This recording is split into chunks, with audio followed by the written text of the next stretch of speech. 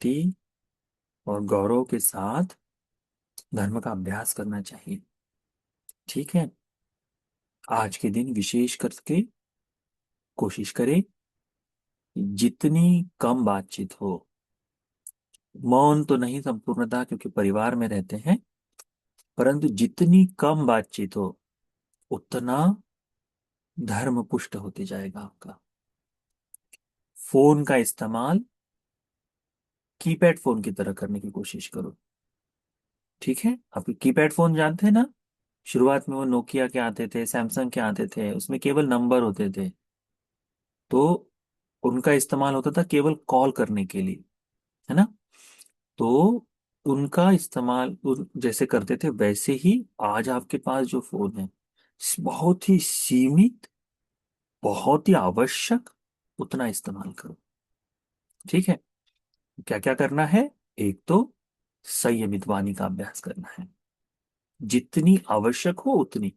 हमने मज्जिन्य निकाय का एक सूत्र सुने, है ना? चूल गोसिंग सूत्र। उसमें भगवान ने बुद्ध भंते जी से पूछा कि कैसे रहते हो, मैत्री पूर्वक कैसे रहते हो? तो कहते हैं, बगैर बातचीत के हम बहुत ही सुंदर तरीके से, जितनी आवश्यकता हो उतना इशारा करके, उतनी बात जान के हम लोग यहाँ सुखपूर्वक रह रहे हैं करके। तो वैसे ही जितनी आवश्यकता हो, ऐसा नहीं कि अरे उपोषद के दिन तो पता नहीं क्या हो जाता है, मेरे पति को या मेरी पत्नी को अजीबोगरीब हरकत करती है, वैसा नहीं होना चाहिए। केवल इतना कैसे, ठीक है आज शील लिए है, तो सील बड़ी ऊंचाई के ऊपर, सर के ऊपर रखते हुए संयमित जीवन जो है वो करना है। ठीक है। तो वाणी का संयम आज विशेष करके आवश्यक है। दूसरा, फोन का संयम। फोन कितना इस्तेमाल कर रहे हैं? आवश्यकता है कॉल करने की, कॉल कर दिए, ठीक है। परंतु उसे आ, आज वैसे भी रील्स देखना मना है। आज वैसे भी किसी भी प्रकार का ऐसा कार्य जो मनोरंजन के लिए लेके जाने वाला हो, या फिर मनोरंजन को नहीं, चित्त की चंचलता को सहायक बने, ठीक है, तो ऐसी चीजों से आज बचना चाहिए। हम्म।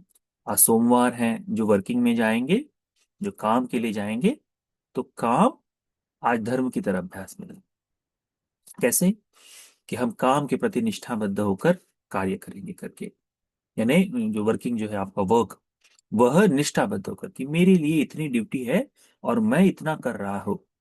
हर बार थोड़ा बहुत कटौती कर सकते हैं, थोड़ा बहुत बच सकते हैं, पर आज के दिन आज उपोषित है, मैं करूँ।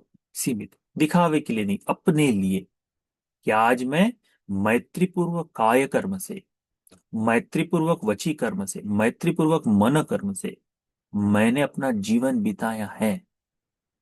इस तरह का भाव उत्पन्न हो, इसके लिए कोशिश करनी चाहिए। ठीक है।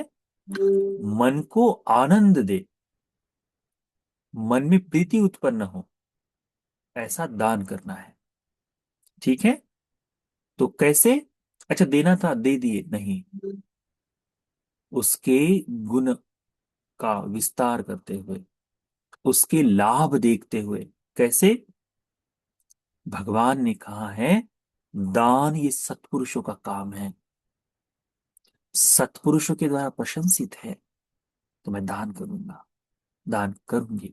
ये मेरे आनंद के लिए, सुख के लिए होगा। दूसरा, इस दान से मेरे चित्त का मल, मेरे चित्त की गंदगी साफ होगी। दूसरा, वो चिंतन करना, वो सोचकर कि इससे मुझे व्यक्तिगत लाभ क्या होगा, उसके लाभ क्या है। वह भगवान ने कहा है, बगैर दान दिए, या फिर बगैर दान के बताए, भगवान चार आर्य सत्य का बोध करने के लिए उपदेश नहीं करते। तो दान के बारे में भगवान प्रथम विस्तार करते हैं, सील के बारे में विस्तार करते हैं, सुगति के बारे में विस्तार करते हैं, उसके बाद में काम के आदि न बताते हैं, नैष्क्रम्य के आनिसंस बताते हैं, तब जाकर भगवान चार आर्य सत्य बताते हैं। इसका मतलब, मुझे धर्म में यदि आगे बढ़ना है तो दान की महत्ता जाननी चाहिए। दान देना करके नहीं बता रहे हम, इस प्रकार से दान का सकारात्मक चिंतन करना है आपको। ठीक है। तो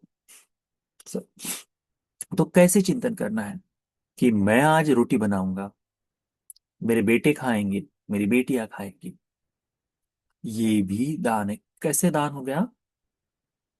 जैसे यानी परिवार की सेवा, है ना, कोई सफाई करके दे रहा है, वो सेवा भी, उसमें आज आनंद आना चाहिए कि ये मैत्री पूर्ण काय कर्म वची कर्म मनोकर्म का भाग है। तो वो सेवा का, तो दान का आनंद लेते आना चाहिए। जैसे ही दान का आनंद आए तो समझना चित्त को धोना आरंभ हो गया है। तो दान का आनंद लेकर दान दो। सकारात्मक दृष्टि से आपको क्या क्या लाभ होंगे, इनको आपको जानना है। ठीक है, उसको जाकर दान दो। दान की संख्या कभी मायने नहीं रखती, दान कितना देते हैं कभी मायने नहीं रखता। दान के लिए मायने क्या रखती है? चित्त की चेतना। फिर भगवान ने कहा है, जिस व्यक्ति को दान देने में आनंद आता है, वह व्यक्ति दान को और सुंदर, अधिक महाफल देने वाला विपाक हो, ऐसी अभिलाषा रखता है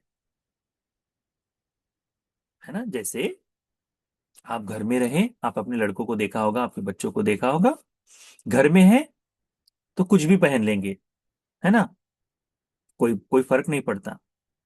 किसी दुकान में जाना हो, बाहर के थोड़ा सा कुछ सामान खरीदने जाना हो, तो भी कोई दिक्कत नहीं। परंतु कॉलेज जाना हो तो बिल्कुल, ना ही नहाना है उस दिन भी नहाकर, बढ़िया ड्रेस, उससे पहले पहले दिन बिल्कुल आयरन करके रखिएगा। लड़के लोग करते हैं ना, बिल्कुल डैशिंग में जाते हैं। क्यों? क्योंकि वहां उसे पता है मुझे अपने आप को रिप्रेजेंट करना है, दिखाना है। वहां उसके उसके सब उसके समान लोग। वैसे ही इसमें भी, वैसे ही इसमें भी, कि अलंकारित करना है मुझे, दान का आनंद आ रहा है, अच्छा लग रहा है तो अलंकारित करूंगा। तो कैसे? दान का अलंकार है सील की शुद्धि से।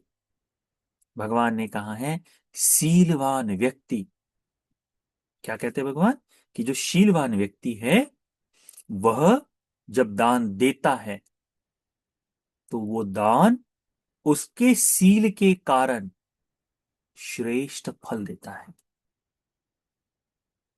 वो स्वयं सीलवान है, यानी उसके दान से, उसके दान में उसकी शीलों का बहुत बड़ा भाग समाहित हो जाता है। तो दान को अलंकारित करना यानी सील की विशुद्धि है। सील के लिए और सुंदरता से पालन करना है। समझ रहे हैं? इसीलिए दान का आनंद आना चाहिए। दान केवल अच्छा कह दिए, भंते जी बोल बोल बार बार बोलते हैं इसलिए दे देना चाहिए, नहीं, उसकी आवश्यकता नहीं। लोग कहते हैं कि लोग मेरा नाम कहेंगे इसलिए दे देना चाहिए, नहीं। किस लिए देना चाहिए? कि ये शील मेरे हित, मेरे कल्याण के लिए, मुझे सुख देने वाले, छाया की तरह मेरे पीछे पीछे आएंगे। है ना, भगवान ने कहा है ना, मनो पुब्बंगमा धम्मा, मनो सेठा मनोमया, मन साचे प्रसन्ने न भासति वा करोति। प्रसन्न मन से, आनंदित मन से तुम कुछ कहो या करो, क्या होगा? ततोनं सुख मनवेति, उसका जीवन सुख से भर जाता है। जैसे छाया वह न पाएगी, जैसे व्यक्ति की छाया उसके साथ साथ चलती, वो कभी नहीं छोड़ती, वैसे ही ये फल आपके साथ आए। तो उसको अलंकारित करना चाहिए। कैसे? तो सील से अलंकारित करना चाहिए। फिर भगवान ने कहा, ध्यान से, ध्यान साधना करते हुए, चित्त की महत्ता को बढ़ाते हुए इस तरह से करे तो वो और सुंदर होते जाएगा। है ना, भगवान ने कहा ना, सबसे श्रेष्ठ दान है यो वीतरागो वीतरागे सुजाति दानम।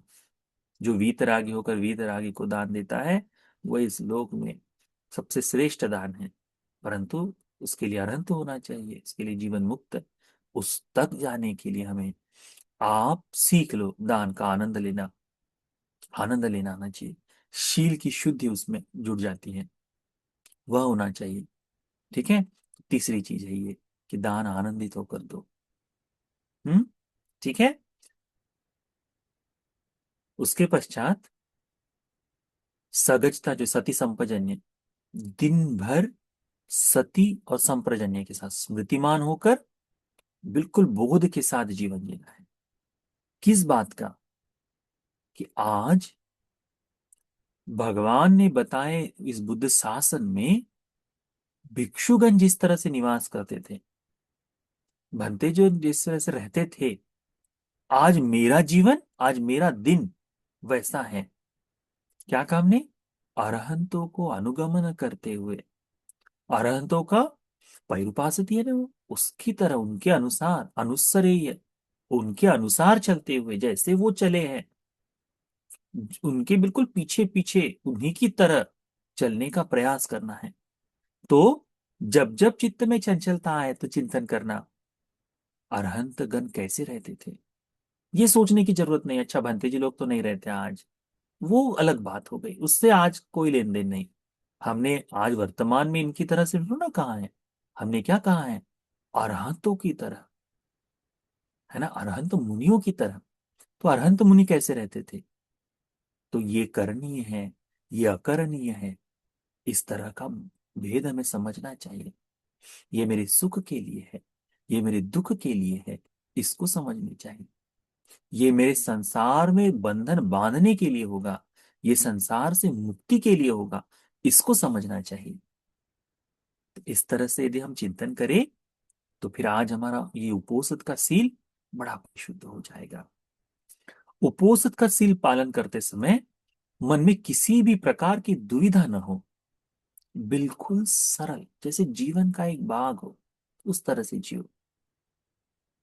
बड़े सरलता से है, कम बात करेंगे तो झूठ कम होगा, है ना। तो आज में झूठ ही नहीं, ब्रह्मचर्य का पालन करना है।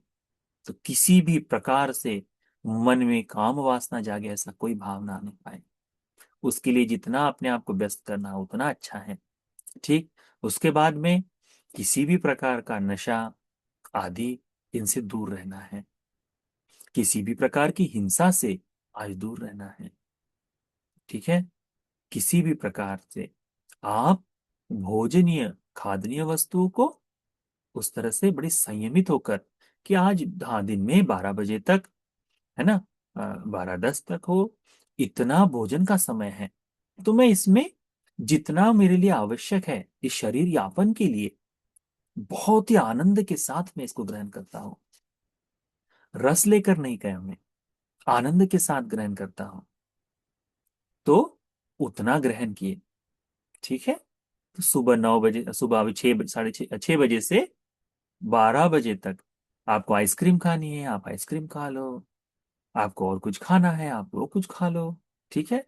और बहुत सुंदर से फिर उसका, कि देखो अब मध्याह्न हो गया है, अब नहीं। ये जिह्वा की जो इच्छा है, ललक है, वो कभी समाप्त नहीं होती, है ना। तो उसी तरह से मैं इसको नहीं, अभी आगे बढ़ू इस तरह से। और संयमित जीवन, बहुत संयमित जीवन, किसी भी प्रकार का नाच गाना नहीं देखना है, उसका भागीदार नहीं होना है। हाँ, कहीं और बज रहा है तो अरे ठीक है, कोई दिक्कत नहीं, मैं अपने काम में लग जाऊँ, तो अपने काम में, वहां के इस पे मग्न होकर देखने की आवश्यकता नहीं है। ठीक है। तो श्रृंगार, ऑफिस में जाते समय हमने बताया हमेशा आपको कि एक सरल श्रृंगार उतना काफी है, इससे ज्यादा नहीं। एक सामान्य सज धज कर जाना, वो नहीं, बिल्कुल साधारण सरल। ऐसा भी नहीं कि अच्छा मैं तो खुले बाल रख दूंगा, है ना, वो डायन वायन की तरह, वैसा भी नहीं। बढ़िया से बाल को बांध कर उसमें एक बो लगा दीजिए, एक रबर लगा दीजिए, है ना। यदि कान में कोई पहनता है एक, उतना ठीक है। यदि डेली आपके दैनंदिन जीवन में यदि आप एक अंगूठी पहनते हैं, उतना ठीक है। अधिक तौर पर श्रृंगार की आवश्यकता नहीं।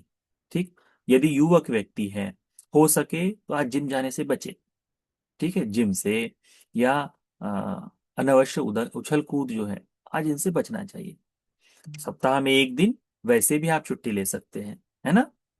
तो उस तरह से आज के दिन छुट्टी का हो सके तो बहुत अच्छा रहेगा। इस तरह से संयमित होकर, संभवतः बिल्कुल सरल शैया होनी चाहिए। प्लास्टिक की चेयर पर बैठ गए तो उसमें कोई आपत्ति नहीं, आपके घर में सरल सोफा है उसमें बैठ कर कोई आपत्ति नहीं, परंतु बहुत ही भोग संपन्न है, बहुत ही विलासित है, तो आज संयमित जीवन के लिए कि नहीं, आज मैं ठीक है, आज मैं जमीन पर बैठूंगा, आज मैं जमीन पर उठ खड़ा होऊंगा। आज मैं बिल्कुल सरलता से, बिल्कुल छोटी मेट्रेस हो तो उसमें आप जमीन पर बिछा कर लेट सकते हैं, है ना। तकलीफ देकर भी नहीं, अपने आप को बहुत ही पीड़ित कर भी नहीं, परंतु केवल उतने कि जितने इससे मेरा आज का दिन महसूस होना चाहिए कि मैं भिक्षुओं का जीवन जी रहा हूं, तो उतना पर्याप्त है। तो इस तरह से अपने जीवन में इन धर्मों का अभ्यास करते हुए, कौन कौन सा, वाणी पर संयम करना है, दूसरा है क्या, दान का आनंद लेना है ना, है ना। उसके बाद अपने आप पर सती संपजन्य के साथ रहना है, सील का पालन करते चलना है। ठीक है, उस तरह से सुंदर तरह से आप लोग जियो, तो आज का उपोषित आपको बहुत लाभदायी देगा। तो उपोषित को और मजबूत बनाने के लिए जो सहायक धर्म है उसके बारे में आज हमने चर्चा की है ना। और फोन का इस्तेमाल कितना करना चाहिए इस बात को बताएं, तो बड़े संयमित होकर उसका आज इस्तेमाल करो। ये मत देखिए कि ये सील आपको पीड़ा देने के लिए है, ये सील आपको इस संसार के भवसागर से पार ले जाने के लिए सहायक है, पार ले जाने के लिए सहायक है। तो उसके लिए हम कर रहे हैं, तो कुछ बहुत अच्छा पाने के लिए कुछ चीजों को त्यागना आवश्यक होता है ना। तो वैसे ही इनमें आज इस संपूर्ण विनोद का जो भाग है उसको त्याग दे। तो इतना ही उपोषद के सील के लिए आवश्यक होने वाले इस धर्म को हमने आज चर्चा में लाए। तो ये सारा धर्म को धर्म के उत्थान के लिए, धर्म को आगे बढ़ाने की चेतना से जो कही हुई बात है, ये सारा पुण्य का संचय है। तो ये पुण्य का संचय सभी को अच्छी तरह से उपोषित सील को पालन करने वाला बनने के लिए, धर्म को अच्छी तरह से धारण कर धर्म के मार्ग पर चलने के लिए सहायक बनने के लिए, परिशुद्ध जीवन को जीने के लिए यह उपदेश उपकारी हो जाए। साधु साधु साधु।